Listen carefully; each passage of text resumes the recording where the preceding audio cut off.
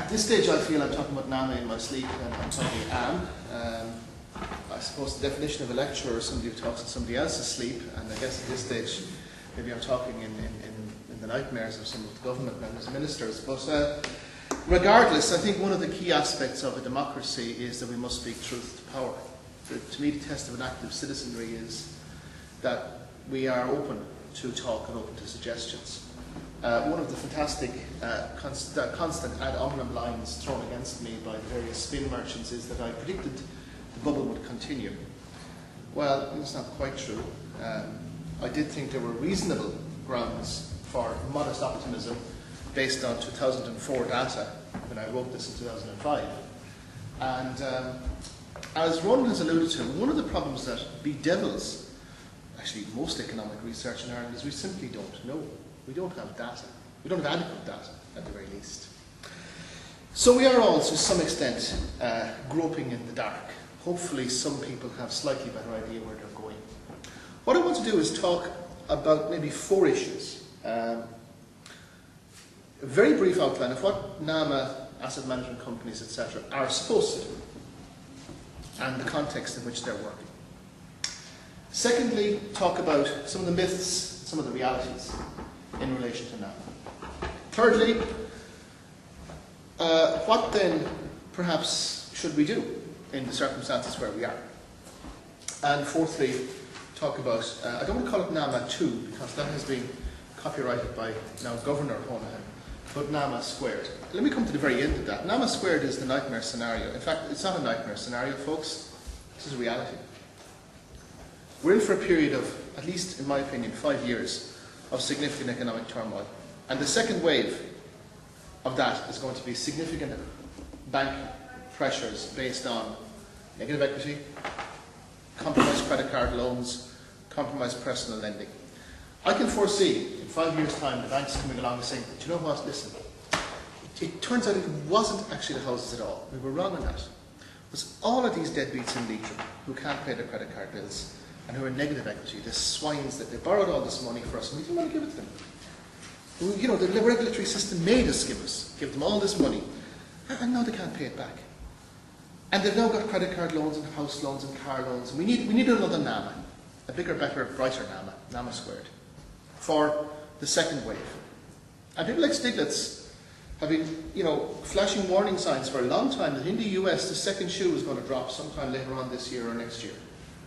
So that's where I think we end up at the end point, unless we set ourselves off on a different path. Now, people who are involved in sustainability and environmentalism know the critical issue is about path dependence. Once you start something, no matter what, it's very difficult to unwind that and go back. Even if going back might be the optimal thing to do, it might just not be possible. So where we are is we are with a banking system that, based partially on what Ronan said there, the domestic factors, but also based on the fact that there was a wave of easy credit pumped into the world. Liquidity was pumped up and pumped up and pumped up, particularly in the 2001-2-3 period. Partly to overcome fears of a post-9/11 recession, and partly to fund US activities, let us say, abroad. This easy credit internationally came into the Irish scenario at a time when we had finished up the Celtic Tiger and we had an opportunity to decide where we wanted to go. And we decided to skin the tiger, sell the skin as a rug, grind up the bones and make traditional Chinese medicines out of them, and probably sell the flesh as well. Instead of saying, is there another tiger that we can kind of raise? So the banks ended up with a vast amount of loans which are compromised. Now banks are very simple beasts. They're a business. They're like this entity here. And businesses have assets and liabilities. The assets of the bank, believe it or not, are the loans that it gives out to people like you and me, to buy our houses, to buy our cars, to engage in productive enterprise. Those are assets of the banks, despite the fact they've now turned into be complete liabilities. The liabilities of the bank are what the bank owes. And those are basically 3 things. Those are deposits. Those aren't assets by the banks. Those are deposits because they're not belonging to the banks. The banks have to pay them back. loans are assets, deposits are liabilities. Remember that. The other parts of the asset, of the liability side of the bank are how it funds itself in the long term. Capital, bonds and share capital. In the same way as Cement Roadstone goes out onto the interbank markets or goes out into the markets and says, we'd like to purchase a new cement factory, or we'd like to investigate the possibility of moving into low carbon technologies for one of our aggregates businesses. And they could borrow 20 million on the markets. Banks do that, and they leverage up their deposit base. In the Irish context, they over-leveraged. They borrow too much internationally. Banks also have share capital in the same way as Cement Roadstone has. That share capital is basically people who purchase shares in the bank, and then as that rises and falls in the stock market, the book value of that capital is there. Now, the job of capital is very simple. It's a buffer against future losses. Not mythical, not ideological. It's a buffer against future losses. Bear that in mind. So what all of these asset management companies, including NAMA, try to do is say, okay, the banks have now got losses. Those losses are unquantifiable. Depending on what you do, they may be X, Y, or Z tens of billions. We'll come to what they will be. We want to take the toxic loans, the loans that have gone bad, all of these deadbeats in Leitrim. We're going to take all those loans and we're going to put them aside. Basically, quarantine them. Think of NAMA as an isolation ward in a hospital. Think of all these bad loans as swine flu.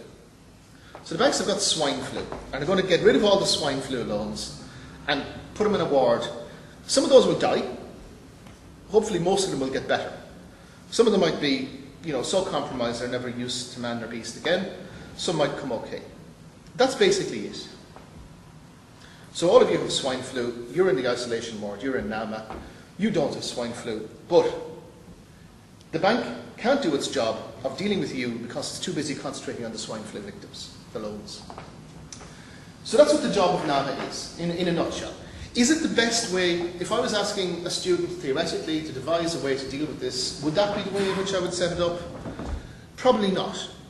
Is it the worst way? No. The worst way is doing nothing. So the job of NAMA is to clean the banking system and to let the banking system then go on and do whatever we want as a society the banking system to do. And I'm not going to get into that. That's a separate debate. The government have decided. The government haven't told us, but they've been leaking like a sieve. So we know what they're going to do, or at least if they're not going to do it, they're doing a fantastic job of misdirection, which I don't think any organisation could sustain for so long, because somebody somewhere would leak the true story. So let's take what we see and what we hear as being pretty close to the likely outcome. That the banks have about 90 billion swine flu victims, 90 billion worth of bad loans. And the government are going to take those. Now remember, those are assets of the bank.